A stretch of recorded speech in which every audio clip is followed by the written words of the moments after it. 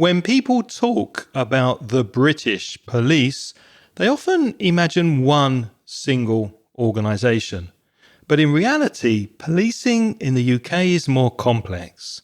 The British police system is made up of several different forces, each responsible for a specific region and operating under slightly different laws and traditions. So in today's podcast, we'll break it down for you, and you'll learn some vocabulary connected with the police and also some interesting facts about the police. Welcome to Aprender Inglés with Reza and Craig.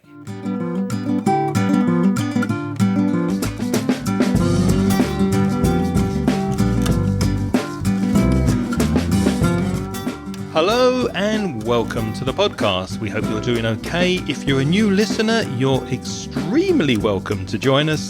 And for people who have come back to listen again, thank you. My name's Craig. And my name's Reza. And with nearly 60 years of teaching between us, we'll help you improve your English and take it to the next level. How are you doing, Reza? Good to see you. Hello, hello, hello. Hello, hello, hello. That's what police tend to say, isn't it? Hello, hello, hello. That's the stereotype. How are you? I'm very well, thank you. I'm happy to be podcasting again with you this week and enthusiastic to get started. But first, we have a message from Jesus from Zaragoza.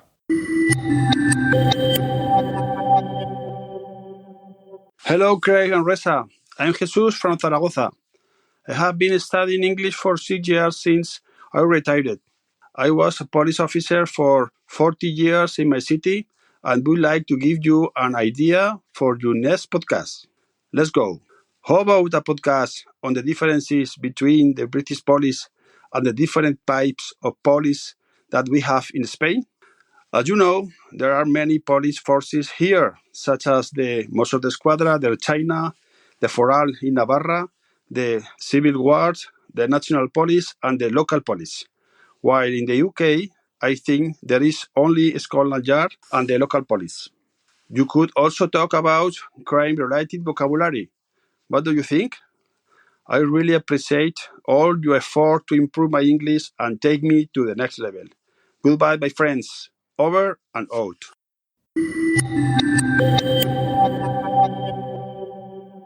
Well, thank you. Thank you very much, Jesus, for your message. Well, 40 years in the police, that is a long time, a wonderful career.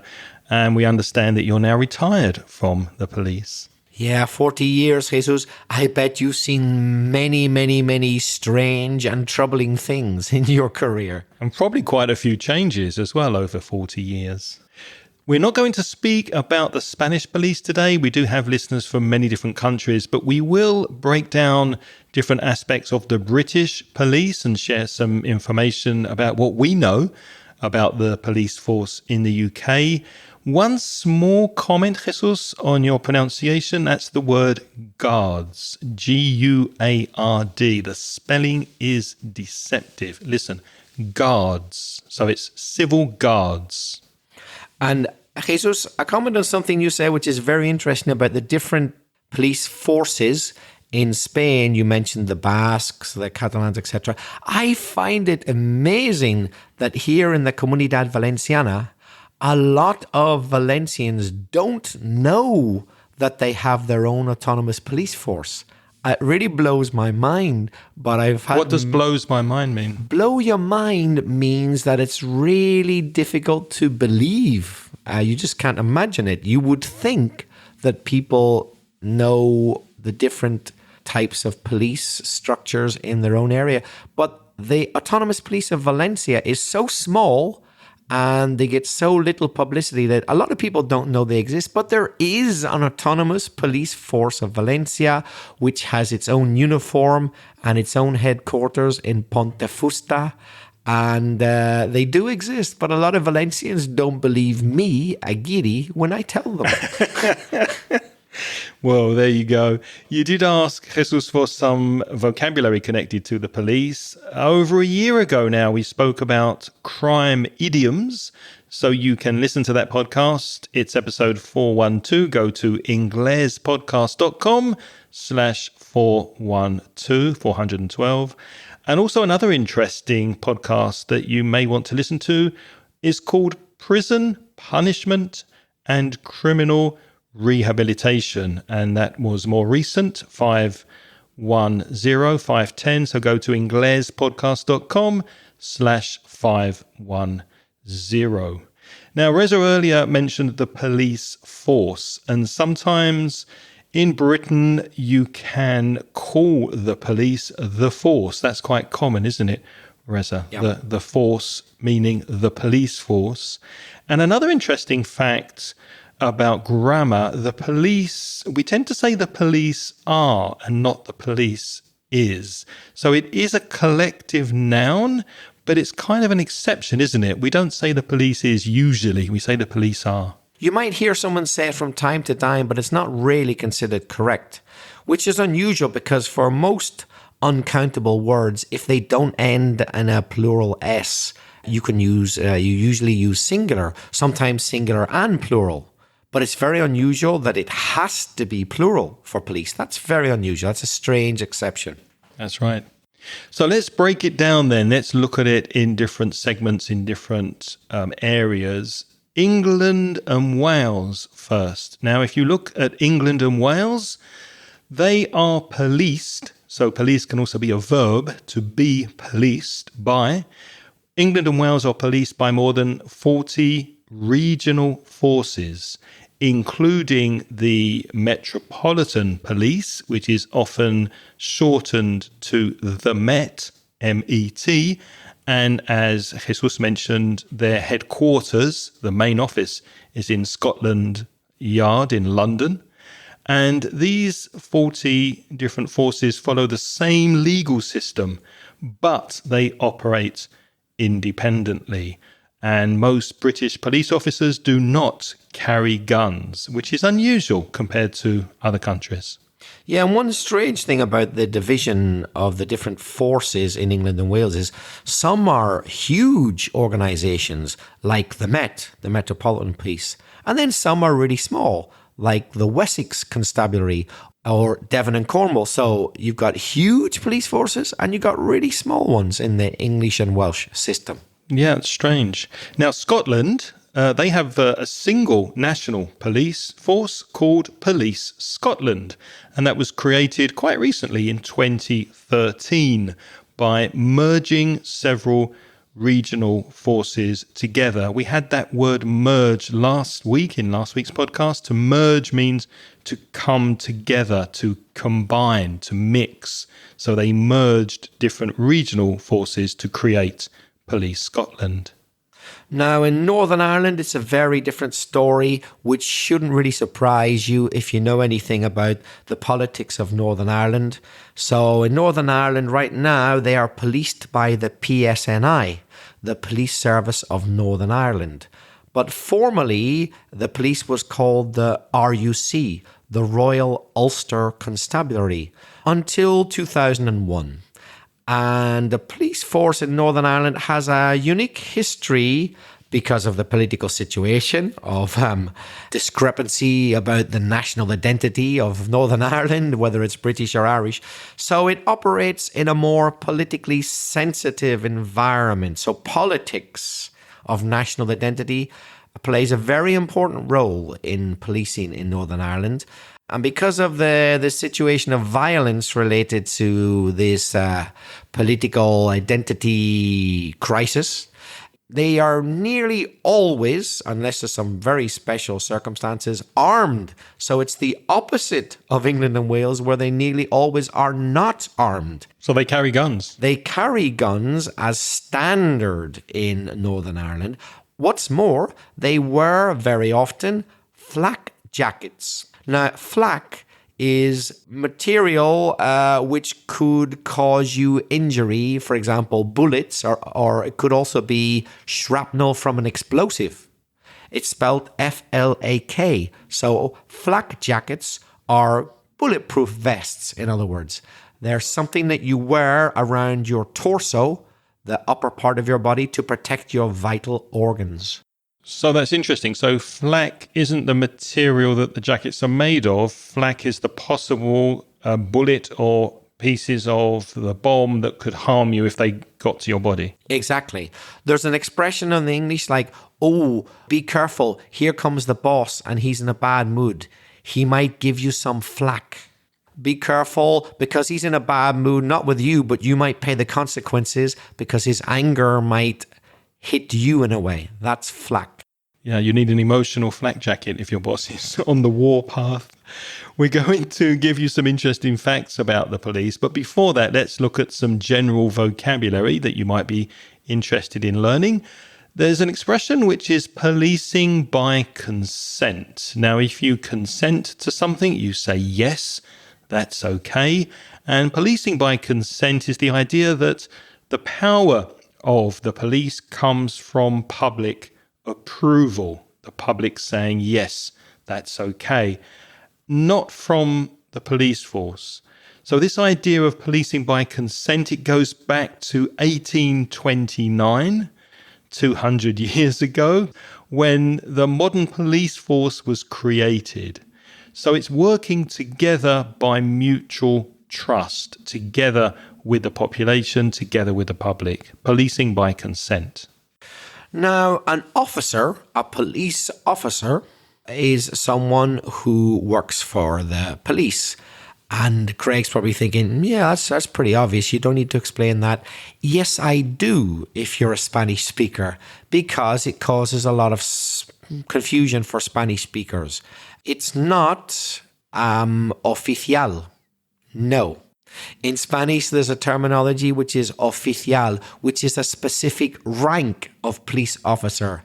Not in English, the word officer. No, all police personnel are officers. All of them. I know the Spanish have un oficial, which is not the same. It's a higher rank than lower people. So it's a false friend. I've learned that from my time when I used to teach police officers. Not all of them are oficiales, but all policemen and women are police officers, whether they're a higher or lower rank. So there's another word for a policeman who does general public policing, just walking the streets or maybe driving in a police car around the area, and they're called constables. That's the lowest rank. So is a police constable, an officer? A police constable is the Spanish word agente. Okay. Agente de policía. Un oficial de policía is a specific rank in the Spanish system, and you don't start as an oficial. You start as an agente, so it's a false friend. So you could be an armed officer. Remember, all policemen and women are officers. Or you could be an unarmed officer. So an arm is a gun. So if you're unarmed, like most British police, that means you don't carry a gun. And Sir Robert Peel, the founder of the police, the one who started the police in the first place, he believed that police officers should be seen as like citizens in uniform. So he thought it was a good idea that they should be, on the whole, unarmed. There's another expression which is stop and search. So this is when the police have the power to stop people in the street and search them for illegal items, maybe a weapon, a gun or a knife or drugs or anything. And this is quite controversial. Not many people like this power that the police have. I don't think I would like to be stopped by the police just for no reason and searched, would you? No, I wouldn't. Imagine you're walking down the street in the middle of winter, minding your own business. It's an icy day, very icy. And they come and stop and search you. Sounded like Mr. Trump there. Yes, on purpose.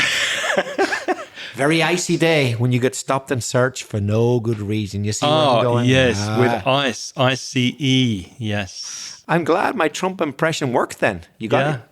I did get it, yeah.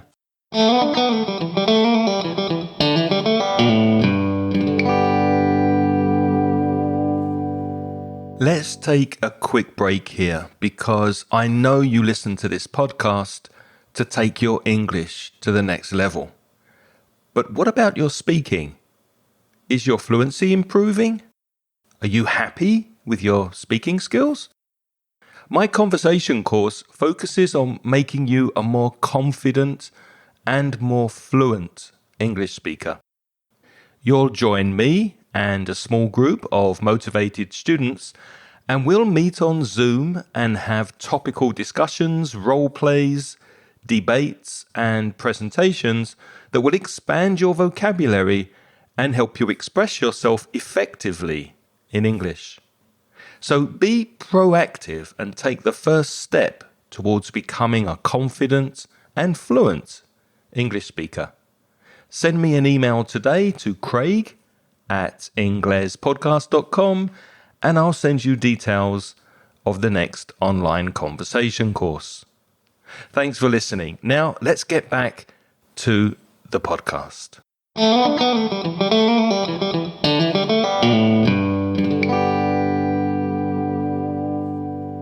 Law enforcement is another collocation. Law enforcement, enforcing the law. That's the job of making sure the laws are followed. To enforce the law, law enforcement. Community policing is a very important expression which you hear used a lot these days, and it means, obviously, working closely with local communities to prevent crime. And I know what you're thinking, if you're certainly a Spanish listener, you're thinking, yeah, that's normal, isn't it? Yes, it is in Spain and the UK, but let's be honest, it isn't normal in all countries. There are many countries in the world where they don't believe in community policing. There are many harsh dictatorial regimes around the world where the police do what they want and they don't really care what the community feel. But we are lucky in Western Europe that community policing is the usual strategy for most police forces.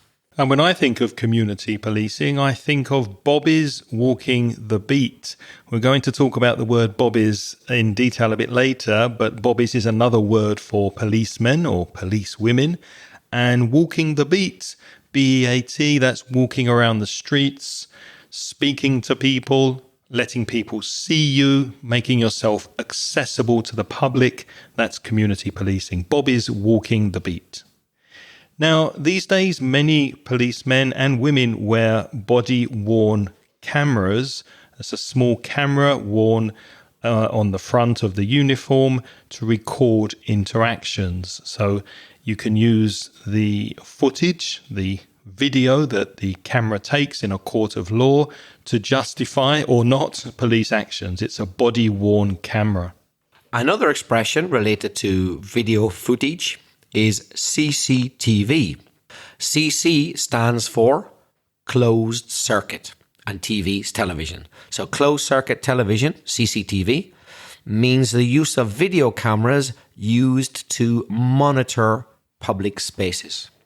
And if the police do something that is questionable or maybe not correct, then there will be probably an investigation. People will investigate exactly what happened to decide if it was right or wrong. And very often that investigation is done by people outside the police force to make it fair. And that's called an independent investigation. And sometimes you hear on the news, the Prime Minister has called for an independent investigation into what happened. So it's an investigation from outside the police force. And of course, the idea behind having an independent investigation is transparency. In other words, openness and honesty about actions and decisions, because the police are humans. They have human feelings, they have compassion, but they also make mistakes. So transparency is necessary when you are going to have an independent investigation. And very often the police and then the courts or the judicial system, the judges and the courts, and then the prisons, they all work together. And when those three branches work together, those three departments, the police, the courts and the prisons, when they come together, that's called the criminal justice system. And if you think about it, it makes a lot of logical sense. The police may arrest you if you break the law. And then, of course, you'll hopefully get a fair trial in a court, at least if you live in the UK, maybe not in the US at the moment. But then if you're found guilty, then you go to prison. So police, courts and prisons working together, that's the criminal justice system. let's talk about a few interesting facts. Well, we think they're interesting. We hope you do. We hope so. But maybe we like the sound of our own voices too much. I don't know. But hopefully you'll find these facts interesting. So we all know the word police, but British police officers are often called bobbies. I'm not saying that their actual name, their real name is Bobby. No, that's not the reason. They're named after a specific man that we mentioned earlier, Robert Peel. If you remember, we said that he founded the British police. So Bobby is a diminutive way of saying Robert. Lots of people called Robert are also called Rob or Robbie or Bob or Bobby. Bobby Kennedy. So Bobby Kennedy, for example, was Robert Kennedy. Well, I say was Bobby Kennedy Jr. No, he's still alive, unfortunately. Unfortunately, the junior one, yeah. Although if he carries on behaving the way he is, he's going to die of some horrible disease very soon, probably chickenpox or measles or something like that. Anyway, we got off the topic a bit. Sorry. Bobby Kennedy, the father of the current Robert Kennedy. So we're talking about Robert Kennedy Sr., the man who was assassinated. He was Bobby, for example. So Bobby is a short way of saying Robert. So very often in England and Wales and Scotland, they use the word Bobby.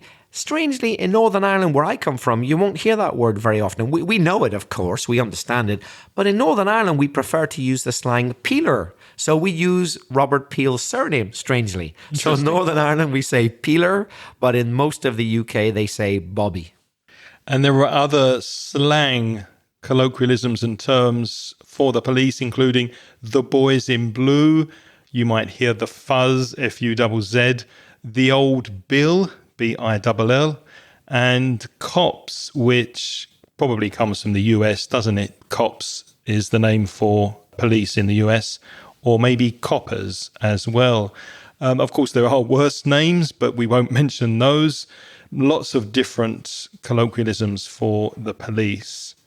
Now, only specially trained units carry firearms, guns, as we mentioned earlier, except, of course, as Reza said, in Northern Ireland, where it's standard practice. And these specially trained units that carry guns, they're armed response officers. And if you watch any British police TV series, you'll notice that when these armed officers, these response officers, break into a house or a flat, then they announce themselves by shouting, "Armed police! Armed police! Armed police!" as they go from room to room. So that's a specially trained unit. Yes, by the way, something happened with me when I was a kid, which really could have ended very badly. Some friends of my family, the husband and wife with kids, the husband was a police reservist. That means he didn't usually work as a policeman, but from time to time when they needed extra people, he worked as one. And it being Northern Ireland, all police officers are issued with a gun, even reservists. And I remember fooling about as a kid in the house while everybody was out in the garden having a barbecue and finding his gun. He should have locked it up better. I don't know if there were any bullets in it, but I was fooling around with it. You picked it up? I picked it up, was fooling around. I didn't know it was a real gun. I thought it was just a really, really good toy gun. And I was about 8 years old. I had to admit, I shiver now thinking about it. I don't know if there was any bullets in it, but can you imagine if there had been? He should have locked it up better, shouldn't he? Yeah, absolutely. That's unacceptable. We mentioned CCTV cameras earlier. The UK has one of the highest numbers of CCTV cameras in Europe, especially in cities. So if you are in a UK city, you're probably being watched by CCTV and the police. Also, body-worn cameras are now widely used to increase transparency and reduce complaints, and may I add also to produce entertaining TV shows about police action. That's right, yeah. And police officers swear an oath to serve the public and not the government. If you swear an oath, then if you imagine somebody in court who swears on the Bible, I will tell the truth, the whole truth, and nothing but the truth. So you'd swear an oath in a court of law, and police officers also swear an oath, which is a very, very strong promise to serve the public, interestingly, but not necessarily the government.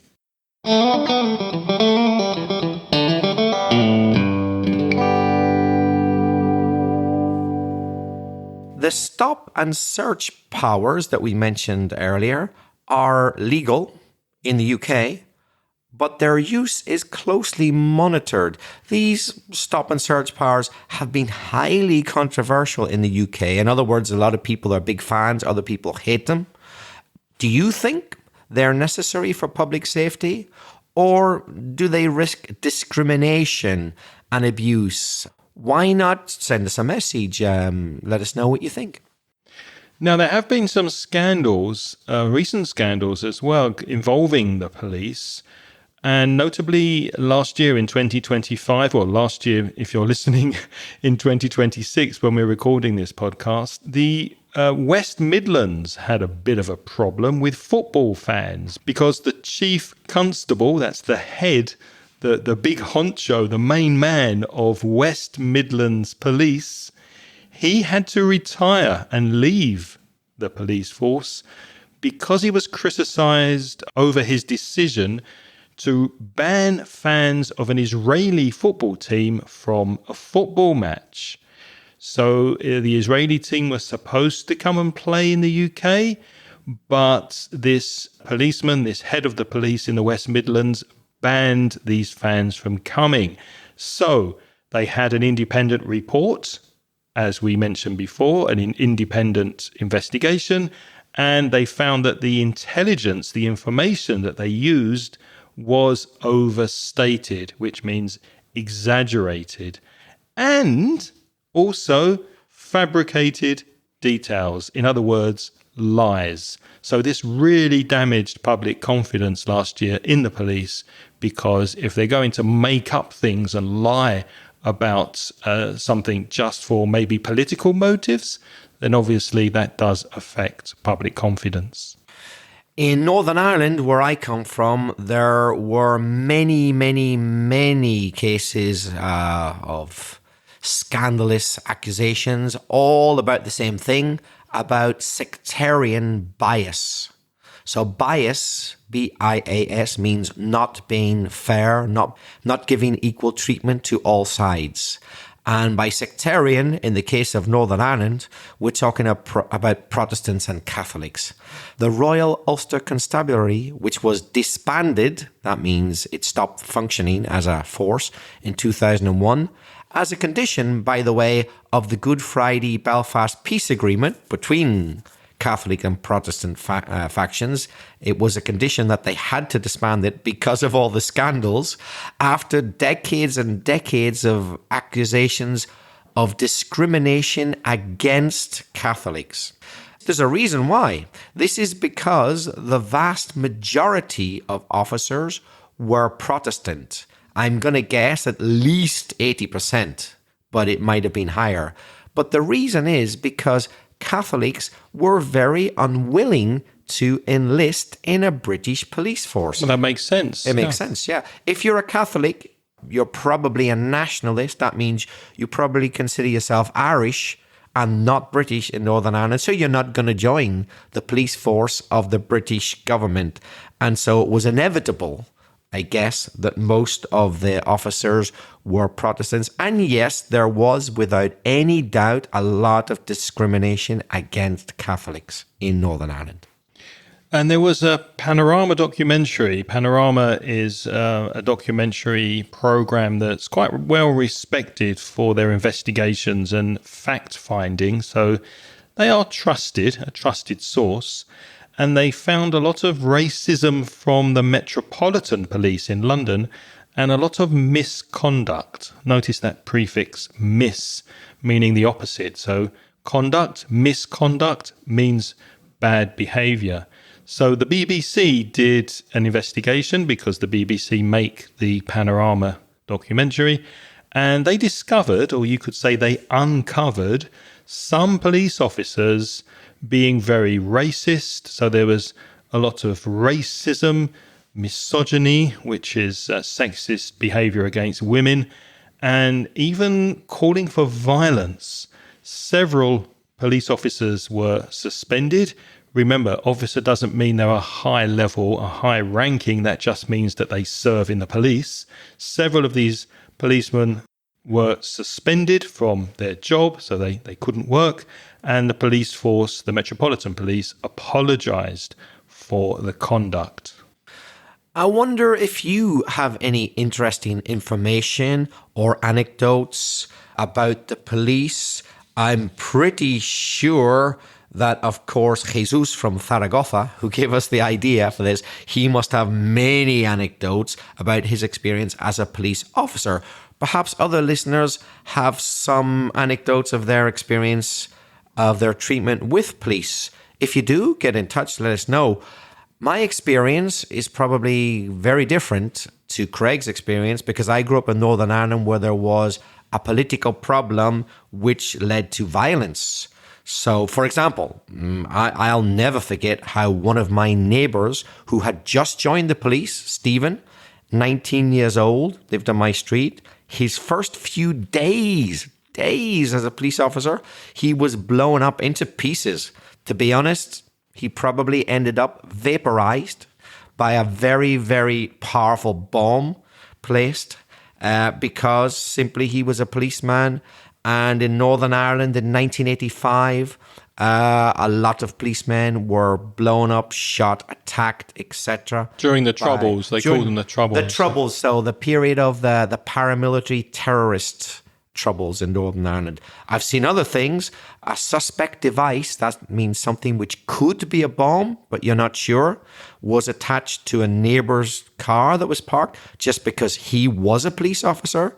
And so it had to be diffused. That means bomb experts had to come in to take this suspect device off the police officer's car, or just regularly, every month, maybe every week, seeing police officers not just with their pistols and their flak jackets, but often with submachine guns patrolling neighbourhoods. That was normal in Northern Ireland when I was growing up. And you mentioned the roadblocks as well with armed police. Roadblocks as well. And the police vehicles, they used Land Rovers in Northern Ireland. So they did have cars, but they also had 4x4 powerful Land Rovers, which were partly bullet and bomb proof. Wow. Which was not standard in the United Kingdom. Also, the police stations in Northern Ireland had bomb-proof walls and very, very high gates and a very complicated system to actually get into the police station. In Northern Ireland, you couldn't just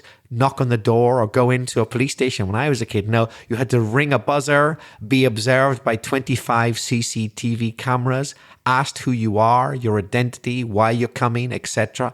And then after 10 minutes, being allowed to come in on your own to the police station after passing through the metal detector. That was how you went to a police station in Northern Ireland. You didn't just walk in the door. Amazing. A very, very dangerous situation. So let's never forget that policing is an extremely dangerous job. And I have a lot of respect for the police. And growing up, I did have one or two insignificant encounters with the police. But when I think back, they were always very fair and always very civil and very, very kind, generally speaking.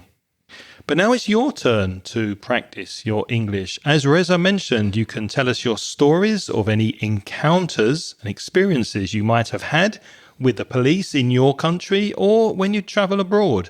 And if you are a policeman or a policewoman, whether you're active and serving at the moment or, like Jesus, retired, we'd love to hear any interesting or curious stories you might have to share. And we will, of course, include them in a future podcast.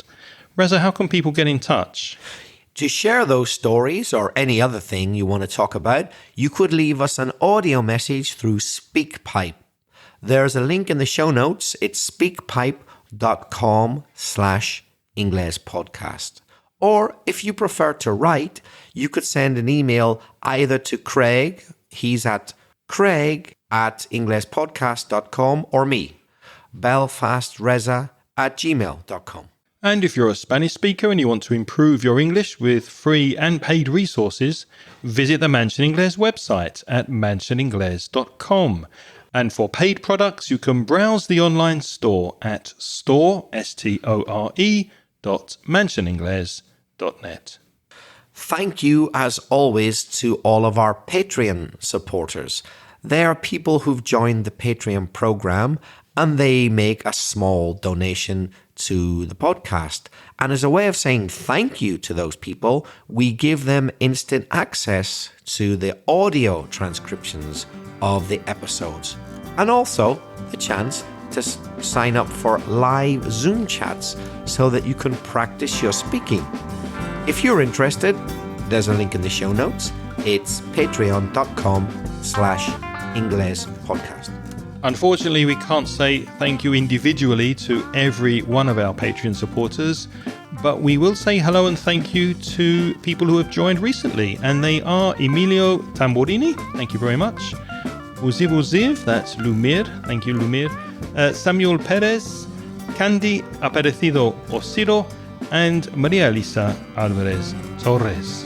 Reza, what's next week? Next week's episode is about speaking to babies and young children.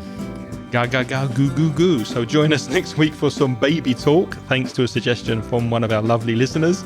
And until next week, thank you for listening today. Have a lovely week ahead. It's goodbye from me. And it's goodbye from me. The music in this podcast is by Pitts. The track is called See You Later.